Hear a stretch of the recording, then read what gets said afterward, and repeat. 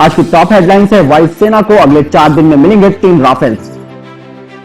460 licence private players को दिए गए हैं डिफेंस प्रोडक्शन करने के लिए। इसरो चंद्रयान 3 को अगले साल करेगा लॉन्च।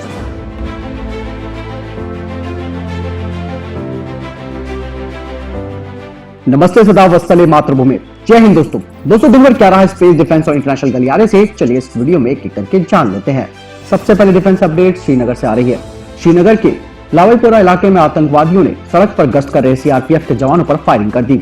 इसमें सीआरपीएफ का एक जवान घटनास्थल पर ही शहीद हो गया, जबकि 3 अन्य जवानों को अस्पताल में भर्ती कराया गया। इनमें से भी एक जवान की हालत गंभीर बनी हुई है। उपचार के दौरान गंभीर रूप से घायल जवान भी शहीद हो गया।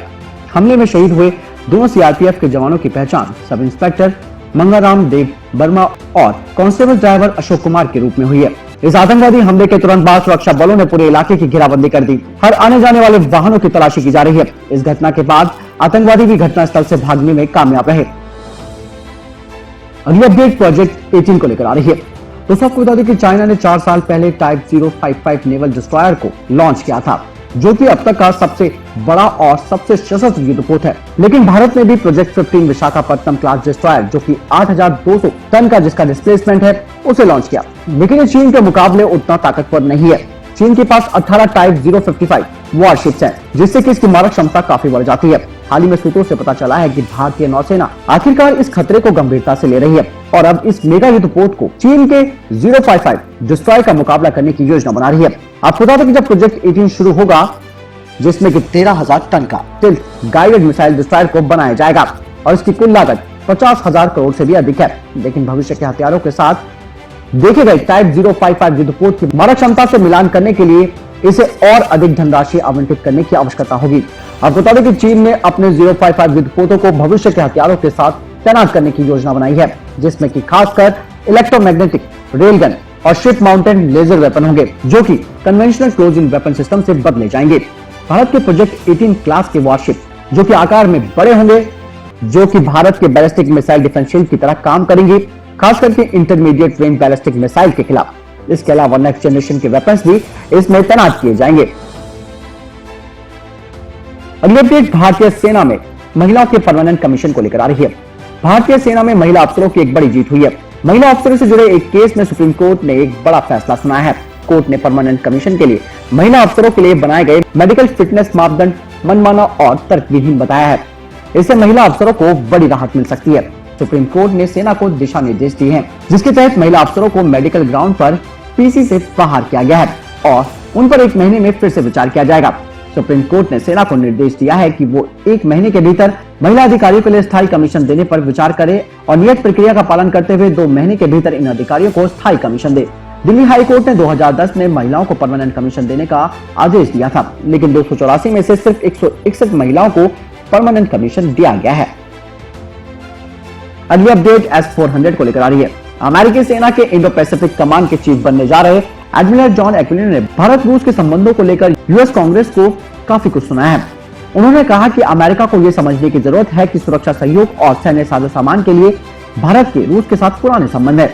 उन्होंने रूस से भारत के S-400 मिसाइल सिस्टम की खरीद को लेकर प्रतिबंधों को न लगाने की वकालत की है। साथ ही एडमिरल जॉन ने कहा कि वह हथियारों को खरीदने के लिए प्रतिबंधों का सहारा लेने के बजाय भारत को रूस से दूर करने की कोशिशें करेंगे। साथ ही उन्होंने कहा कि मुझे लगता है कि ये फैसला मैं नीति निर्माताओं पर छोड़ दूंगा। मुझे लगता है कि हमें यह समझने की जरूरत है कि भारत के साथ हम कहां खड़े हैं। साथ ही हमें एक विकल्प भी उपलब्ध कराना होगा। आगे उन्होंने बताया कि भारत सच में एक शानदार साझेदार है, यानी कि अब अमेरिका में ही अंतर विरोध देखने को मिल रहा है। जहां उनका एक धड़ा ये कह रहा है कि भारत को S-400 मिसाइल सिस्टम नहीं खरीदना, तो वहीं दूसरा धड़ ये कह रहा है कि भारत का रूस के साथ पुराना संबंध है और ऐसे में हमें सिर्फ यहाँ पर प्रतिबंध लगाने की बजाय भारत को रूस से दूर करना होगा। दोस्तों अगर आपको यहाँ तक डिफेंस अपडेट पसंद आई हो तो वीडियो को लाइक जरूर कीजिएगा, साथ ही अपना महत्वपूर्ण कमेंट हमें जरूर कीजिएगा। भारत सरकार जिस तरीके से अपनी वायुसेना को ताकतवर बनाने में जुटी है, उसी के मद्देनजर अब जल्द ही भारतीय वायुसेना की ताकत को बढ़ाने के लिए आने वाले 4 दिनों में 3 और लड़ाकू विमान राफेल अंबाला में लैंड करेंगे। इसके बाद अप्रैल के मध्य तक 9 और राफेल लड़ाकू विमान फ्रांस से भारत पहुंचेंगे। फ्रांस की तरफ से दी गई जानकारी के मुताबिक भारतीय वायुसेना की एक टीम राफेल को अंबाला लाने के लिए पहले ही फ्रांस पहुंच चुकी है। उम्मीद है कि राफेल के इन 3 लड़ाकू विमानों की खेप 30 या 31 मार्च तक भारत पहुंच जाएगी। अगली अपडेट भी भारतीय वायुसेना को लेकर आ रही है। भारतीय वायुसेना के पास अधिकृत ताकत के मुकाबले 405 पायलटों की कमी है। रक्षा राज्य मंत्री श्रीपद नायक ने कहा कि भारतीय वायुसेना में पायलटों की संख्या 4,239 की स्वीकृत शक्ति के मुकाबले 3,834 तक है। उन्होंने कहा कि भारतीय वायुसेना को 405 पायलटों की और जरूरत है। साथ ही आगे बताया कि इंडियन एयरफोर्स में पायलटों के प्रशिक्षण के लिए 260 विमानों का इस्तेमाल किया जा रहा है। भारतीय वायुसेना के प्रशिक्षित विमानों में पिलाटू PC-7 MK2, किरण MK1/1A और हॉक MK132 उन्नत ट्रेनर जेट शामिल थे। अगली अपडेट भारत के डिफेंस प्रोडक्शन को लेकर आ रही है। Ministry of commerce and industry के जॉइंट सेक्रेटरी शेखर रेड्डी ने कहा कि सरकार पूरी तरीके से रक्षा विनिर्माण की श्रृंखला में घरेलू विनिर्माण को प्रोत्साहित करने के लिए लगातार कई पहल कर रही है। रक्षा निर्माण में आत्मनिर्भरता केवल DPSU, प्रमुख निजी खिलाड़ियों और MSMEs के संयुक्त प्रयासों से संभव हो सकती है, जिसके तहत 407 लाइसेंस इशू किए गए हैं प्राइवेट प्लेयर्स के लिए, जो कि डिफेंस प्रोडक्शन को करेंगी। अगले 7 से 8 सालों में भारत के रक्षा आधुनिकीकरण की योजना करीबन $130 बिलियन की है और $55.17 बिलियन से अधिक के अनुबंध घरेलू निर्माताओं के साथ रखे जाने की उम्मीद है। हिंदुस्तान शिपयार्ड लिमिटेड ने एक और मेजर माइलस्टोन पूरा किया है, जिसमें कि तीसरे ऑफशोर पेट्रोल वेसल को टाइम पर रिफिट किया गया है, जिसमें कि 27 साल पुराने एक शिप को रिफिट किया गया है। अब बता दें कि ये तीसरा प्रमुख जहाज है जिसका रिफिट किया गया है, जबकि अन्य 2 में INS सतलज और जैकब रिक एवन शामिल है। इन तीनों को काफी कम समय में रिफिट किया गया है। अगली अपडेट चंद्रयान 3 को लेकर आ रही है। इसरो अगले साल अपना चंद्रयान मिशन लॉन्च करने की योजना बना रहा है।